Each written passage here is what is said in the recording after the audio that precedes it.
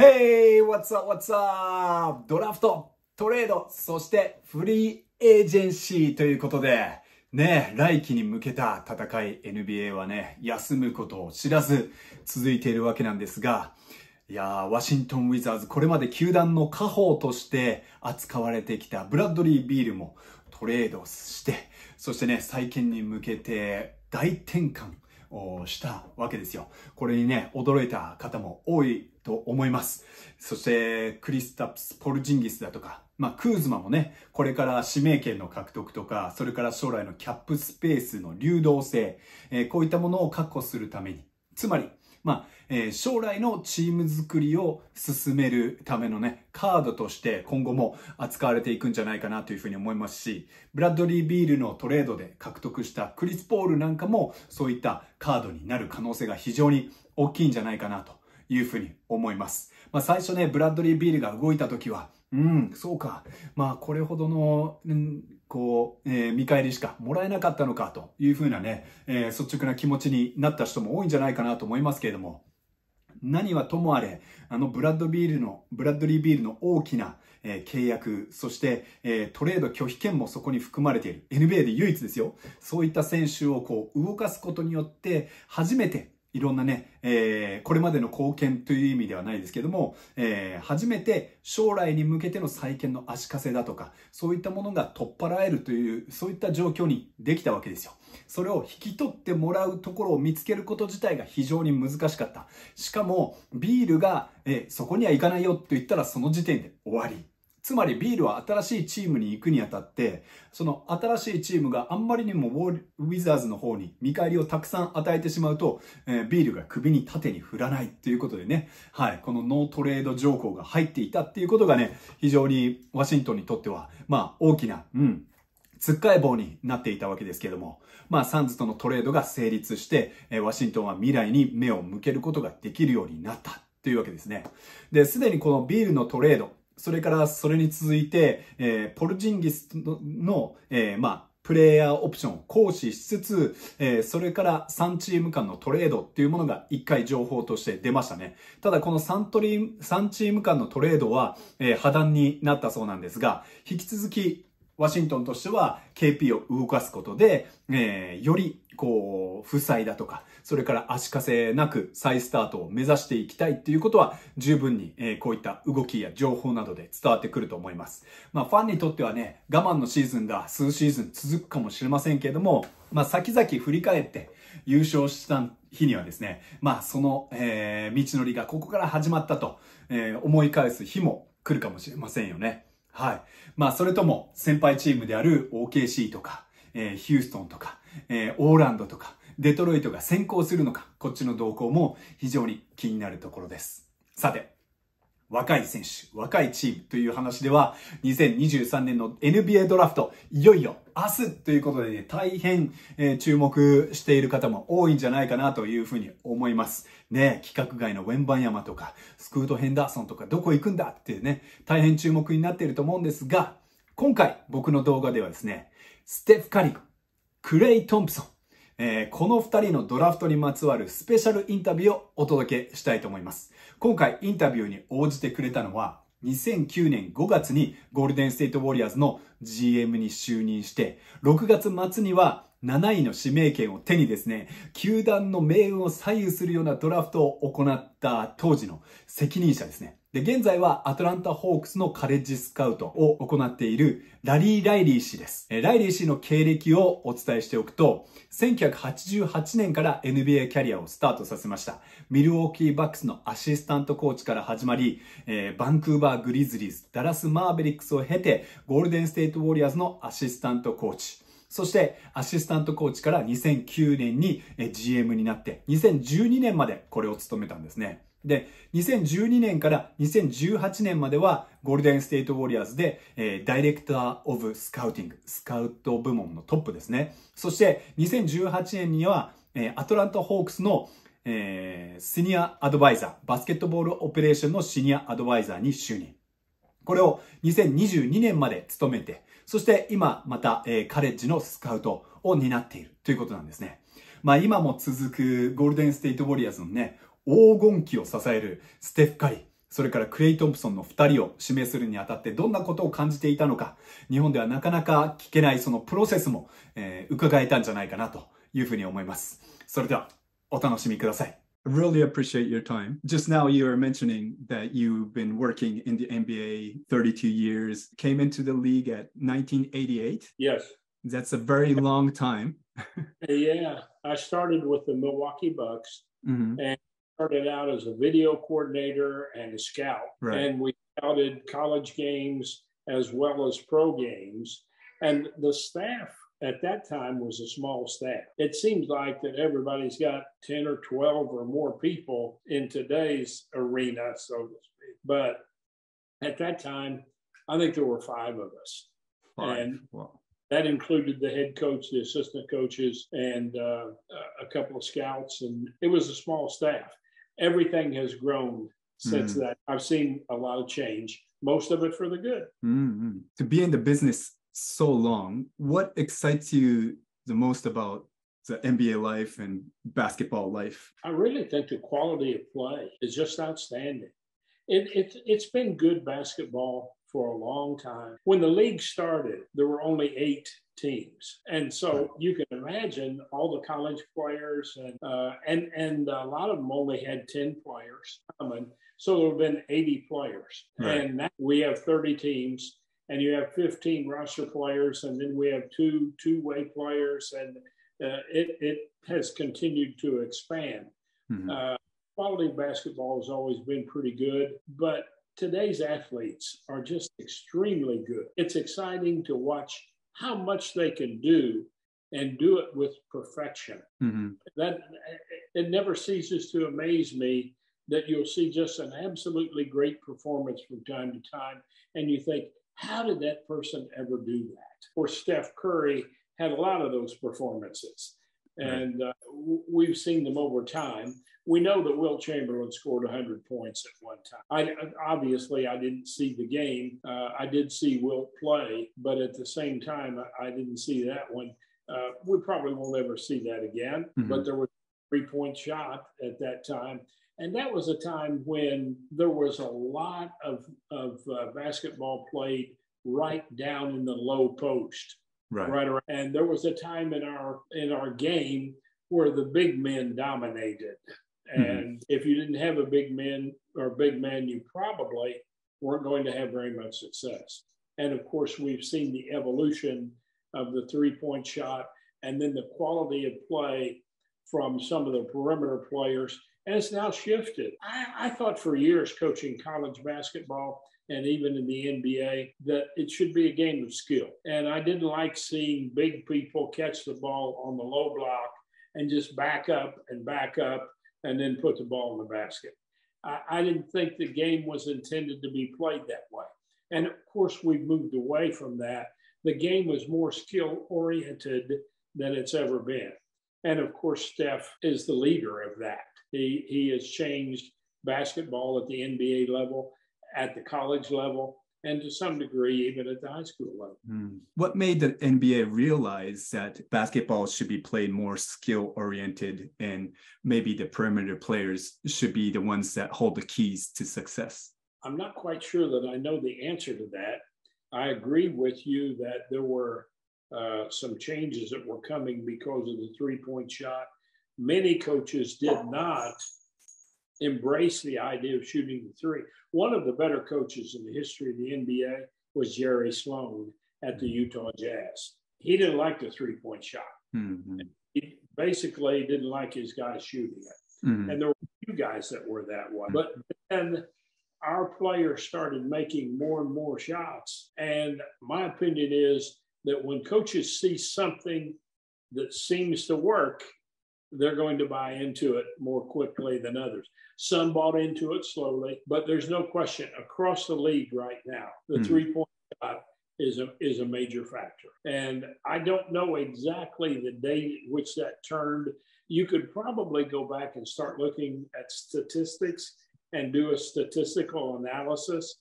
But I think you would find that from the time that it started up until now, there's always been more 3-point shots taken, and more three-point shots made. It just seems obvious to me that that's the way it's going. Right. There's no turning back from here now. That's right. Yeah. And since we're talking about the three-point shot, the main topic today is somebody that's so synonymous with the three-point shot and kind of revolutionized the game in that way. But you became the general manager of the Golden State Warriors May 2019.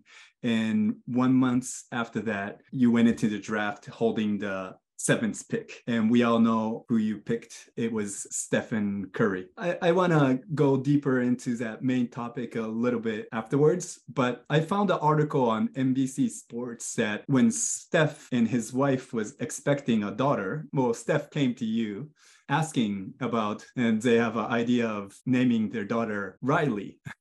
Is that true? And can you kind of reflect on that? That's a true story. And it was a very humbling experience to have a player come to you and even think that he didn't really ask permission. We discussed it. Mm-hmm. And I think he said something like, what would you think if we named our daughter Riley?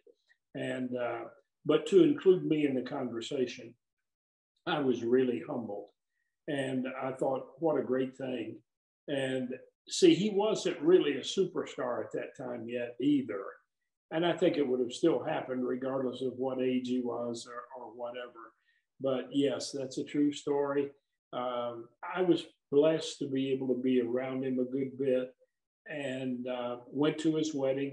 He and his wife's wedding was in Charlotte, North Carolina, and got to know him, not overly close, but you see what happens in the NBA is you get close to guys when you're coaching them sometimes, and other times you don't get real close to them. That was a little bit unique. I was closer to him than most of the other guys, probably because for some reason our personalities gelled and we saw the game the same way. And Steph was raised in a good family, had a lot of great qualities. And I really thought the world of him. And I thought that he did have a great future. And that started in 2009 with that draft.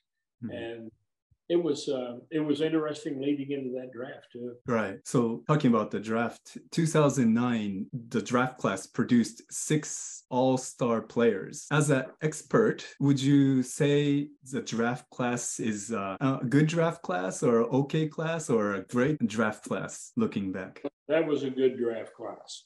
There's no question about it. Blake Griffin was in that class and went number 1. And then James Harden. Ricky Rubio has had a long career. Tyreek Evans, while his career has been somewhat shorter, there was a time when he was really a good player. And DeMar DeRozan, for example, is still playing. And so I would classify that as a good draft. You sometimes have a good draft, sometimes a medium draft, sometimes those that are not so good. That draft class ranks in the area that is a good draft class. Right. How long was Steph on the radar for you? What was the thing that you were attracted the most before going into the draft? If you look back at the Warriors, I was an assistant coach for basically 2 years and then part of the 3rd season. During that 3rd season, I was asked to move to the front office and help focus on the draft. But during the time that I was an assistant coach, the NCAA tournament is always such a big thing. And I was watching TV and I was seeing Steph on TV playing for Davidson. And he had some great games. And Davidson certainly was a smaller school, although quite well known by those of us who are in basketball. We knew about Davidson. We knew it was a good school, even though it's smaller. And that's when Steph came onto the scene, in my eyes, was during that NCAA tournament. Then the next year was when I moved to the front office. And I had seen him on TV a few times. And then I started to go watch him play. And I think it's important, even today, we have so much technology that you can break down film and you can see players do all kinds of things. I still think it's important to be at the game and to see with your own eyes what a player can actually do. And I was attracted to Steph, and there were people who were critical of him. If you looked at him, he looked like he was 14 years old. So you had this feeling, okay, how is this person going to stand up to playing with grown men? And he actually is taller than most people would imagine, and has good length, but he still looked like a very, very young person. And so there were people who questioned, is he going to be strong enough? Then there were people who said, he's just really a shooter. He's not a point guard, doesn't handle the ball that much. We don't know if he really has a position in the NBA.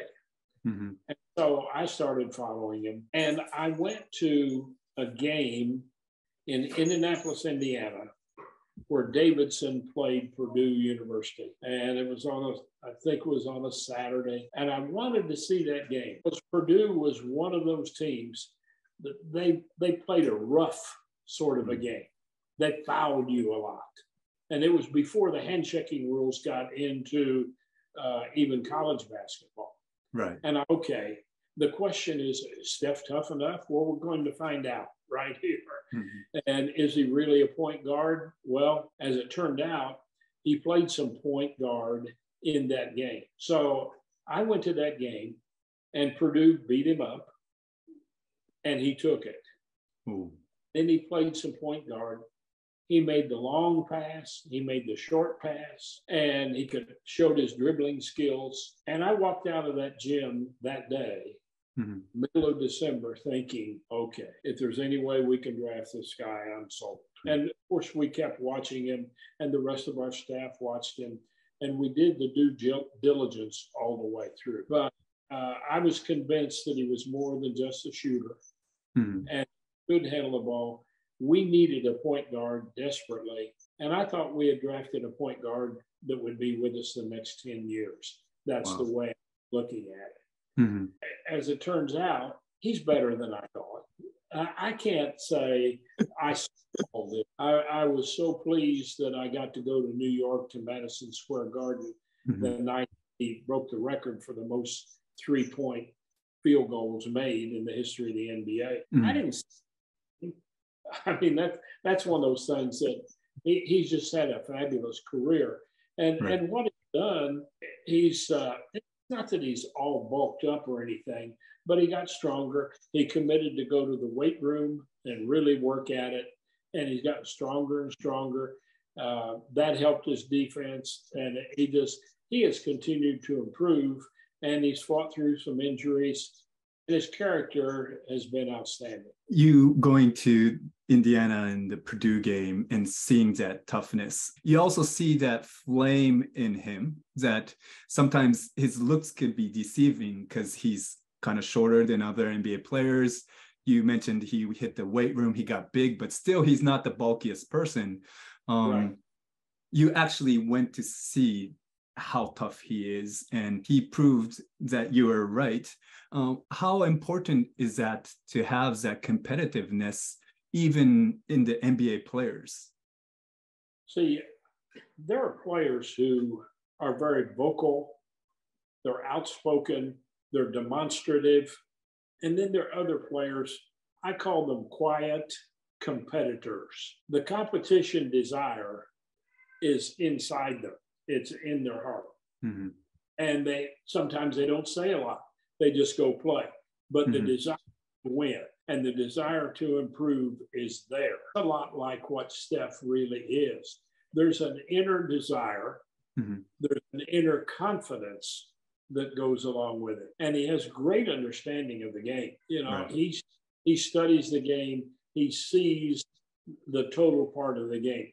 Some players are one-dimensional, and it's a little bit like they can only see in one direction. Steph sees the whole floor, sees in all directions, and it's obvious that in spite of the amount of scoring he does, he's not a selfish player.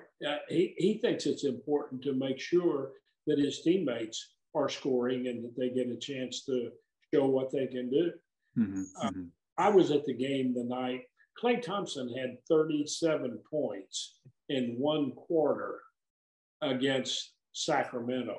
Right. And you could just see Steph Curry looking for every chance to get him the ball.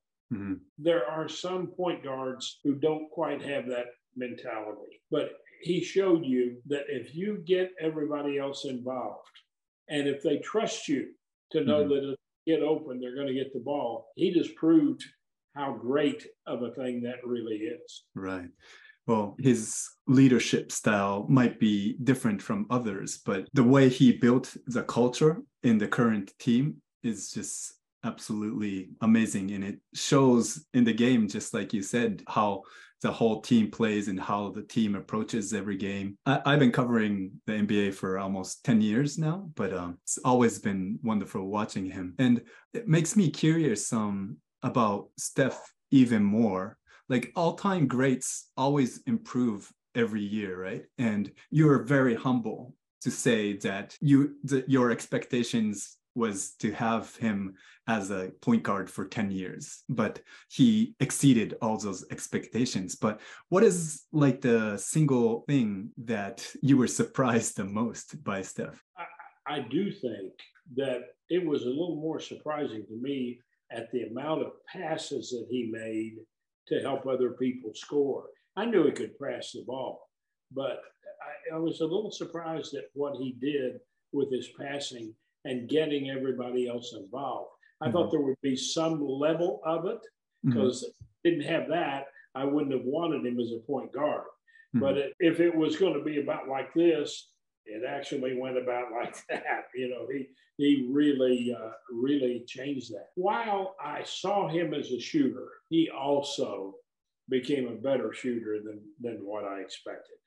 And those two things are really two things where I think he exceeded all expectations. He got better on defense as well. Right. When he came in the league, they picked on him a little bit defensively. They kind of go at him. And as he got stronger and understood the concepts of the game even more, became a better defender. So, Chris, you're right about him in a lot of the things you're saying. But at the same time, he's better than I even expected, without question. I see. You know, he's such a multi-dimensional player in that way. Like if he needs to score, he would score. If he needs to pass, he will pass. You could see that in many playoffs games, in like the finals games. I've been looking back to like a little bit of NBA history. When you talk about shooters and like off the ball like players and how Steph moves around screens, like somebody like Reggie Miller will come to your mind. But at the same time, he's a singular player that he can shoot off the ball, like off the catch, but also off the bounce from the dribbling. He's so unique in that way. What's your kind of point of view, kind of comparing him to players in the history? My point of view is that he is the most skilled player to ever play the game. And you can have all kinds of arguments about, is Michael Jordan the best player who ever played? Is LeBron James the best? Or you go back to Oscar Robertson. A lot of people don't even know Oscar. But who's the most skilled player to ever play? It's Steph Curry.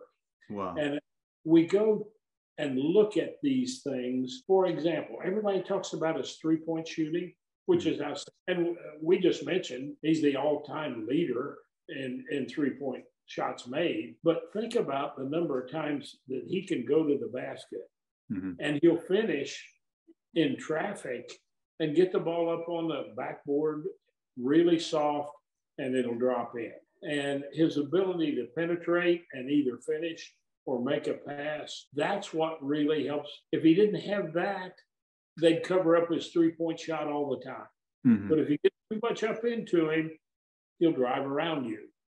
And you have to respect that he may drive to the basket or into the lane, or he may use a step back and shoot a three, or obviously he may shoot the three in transition if he's coming down the floor.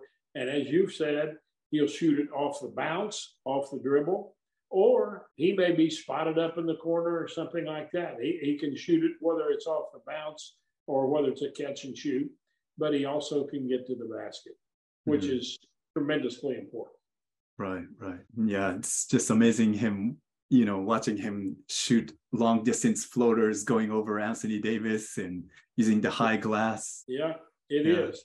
And then the strength that he has in his hands and his arms and so forth, it shows up. He'll shoot the ball from beyond half court. He'll actually shoot it. And there are players that have to wind up and they almost have to throw it. Right. But he has a shooting touch because of the strength that he has. And he can get a shot up from beyond half court, and it looks like just a normal shot. It looks like a free throw for him. Right. Yes, it does. Yeah. This might be a more general question, but I like to mention guys like Fred VanVleet or Kyle Lowry and also Steph Curry. He's 6'2". Their height and how they're built is more generally close to an average Japanese basketball player. It kind of gives us a little bit more confident that we too can play in the highest level as long as we have our goals set, we work on our skills and develop and our strengths. What would you mention about Stephen Curry's work ethic? Oh, it's outstanding. He really has. He's worked all of his life at the game of basketball. And he when he was even in high school, and before that, he was spending hours in the gym, perfecting his ball handling and his shooting and making sure that he didn't neglect anything. I have a theory also. See, Steph's dad played for a lot of years. And Del Curry had a very quick release on his shot. And there are several players in the NBA right now whose father played the game. And I really do believe that those kids who saw their dad play, some kind of an inner confidence that if my dad can do it, I can do it. and I see that some. So if their parents played the game and they don't feel like they're entitled without earning it, they've got a slight, it's a mental advantage, but they've got a slight advantage. And those who think they're entitled and that somebody owes them the opportunity, it doesn't matter who your parents are. That's not going to work.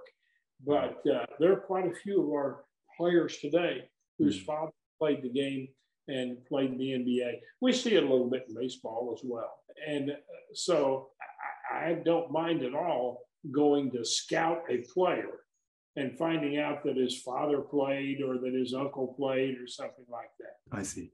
And speaking of second generation players, I want to touch base on Klay Thompson a little bit later. I want Japanese players to look at Steph and work harder and, try to make the NBA. But as an expert to actually draft a young player and doing lots of scouting, what is the most important criteria to be able to say as a person involved in the draft, oh, this is the player we should draft? Or is there something that you always go to? Is it your instinct, or does it vary from time to time? Chris, it does vary from draft to draft.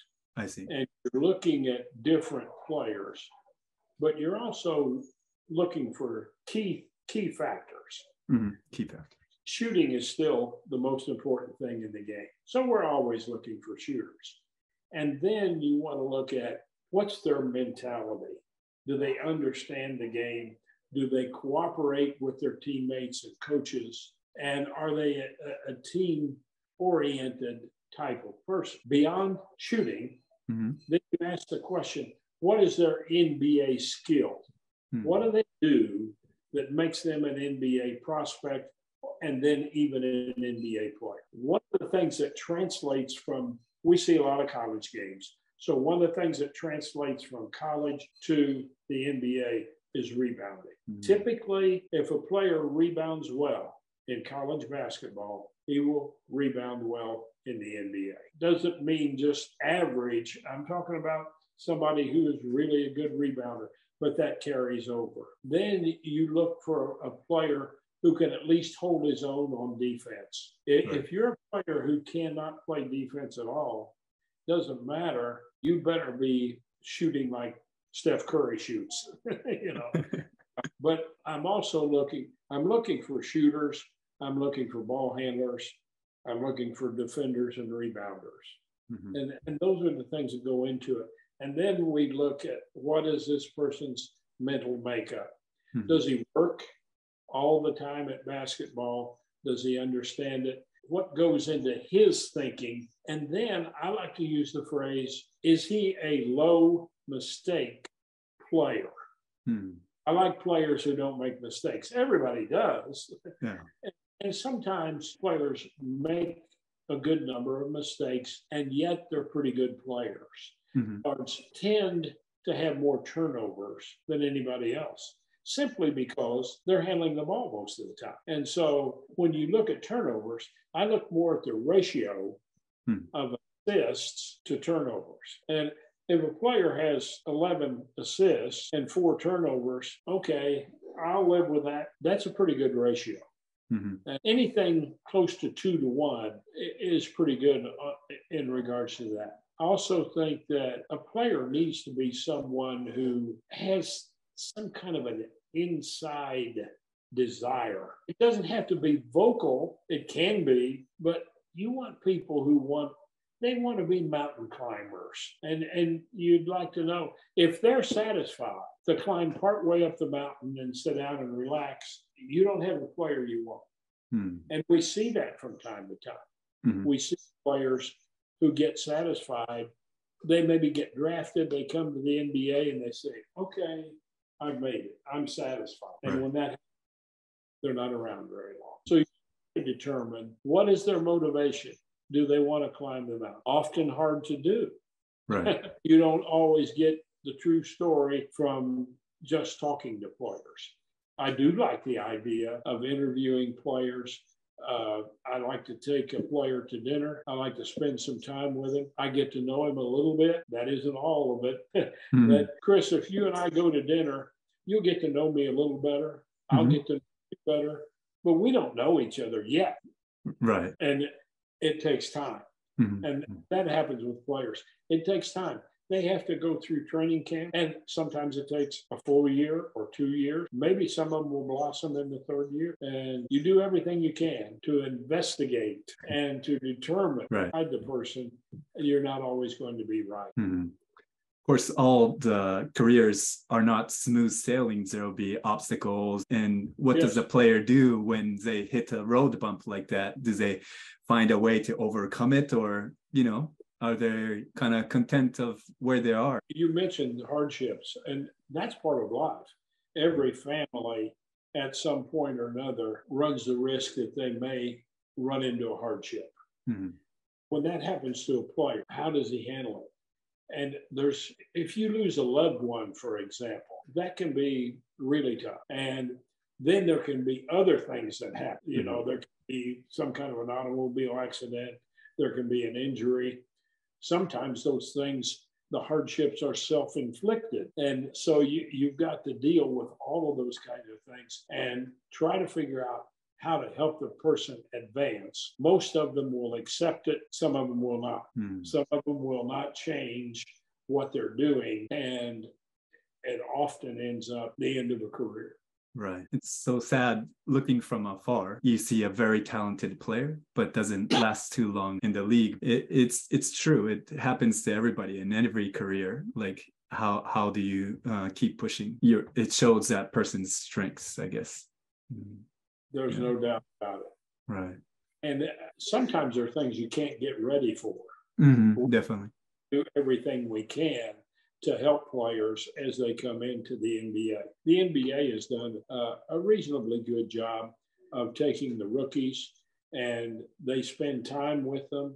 They have them do various things, and they do everything they can to prep them. And then individual teams also do the same kinds of things.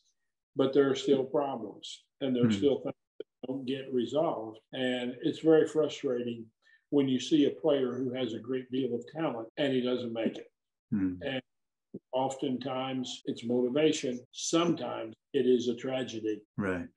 Yeah. Well, you also drafted Klay Thompson in 2011, 11th pick overall. What did you see in him? Why did you think that he would complement the team and be a good fit with Steph Curry? Chris, I'm glad you brought that up. And I want to, in all seriousness, I want to say congratulations to you, because I've had so many people who want to talk to me about Steph Curry.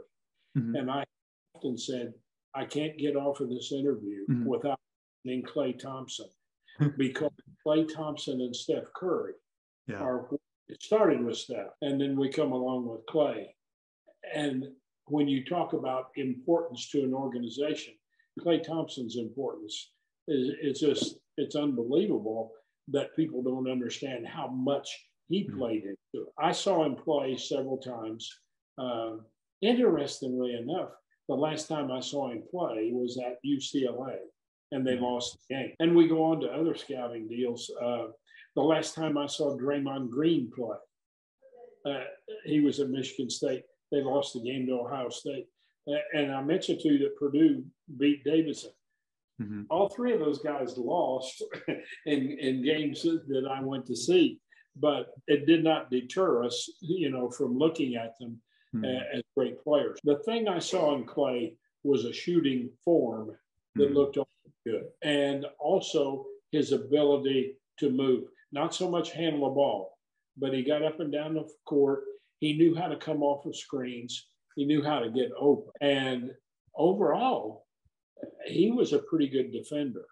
So he had those elements that we saw and our scouting staff saw, as well as myself. And we really felt fortunate because he was all the way down at 11. And I just wasn't sure.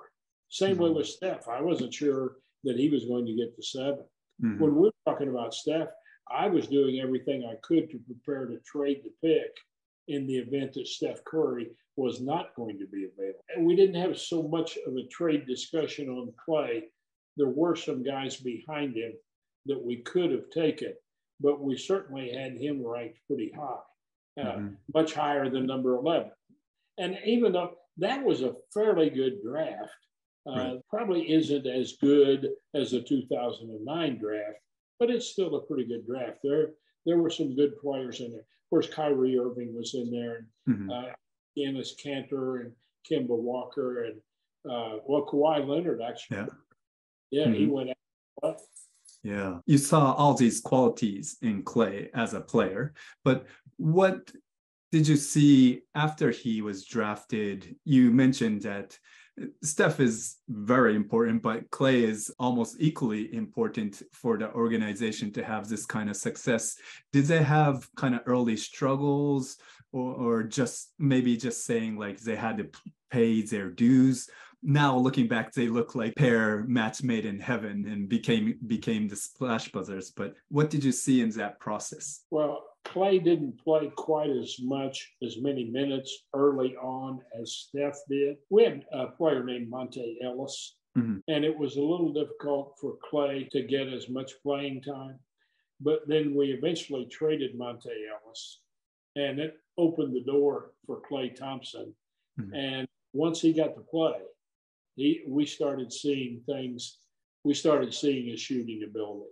Right. What he did, I thought he was a decent defender. I had no problems with his defense. I kind of liked it. He became a better defender than what I expected. I mentioned to you that Steph became a much better player than what we all expected. Klay became a better defender than we expected, and really did an outstanding job. And once the two of them got together and both of them were healthy, that's when things really took off.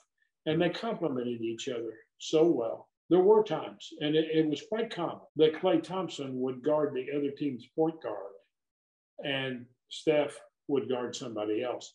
In essence, Klay took over and did him a favor to become a defender that could do that.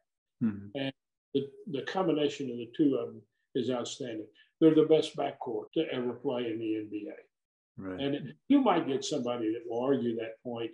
I don't see it as an argument at all. Those two guys are the best backcourt to ever play the game. Yeah, I remember when Klay was responsible to take Kyrie Irving in so many of the finals. Like, he was the guy that the Warriors will trust in kind of locking down the opponent's main point guard. Right. And he's another player who was focused. He had that inner toughness, and he hadn't been vocal either.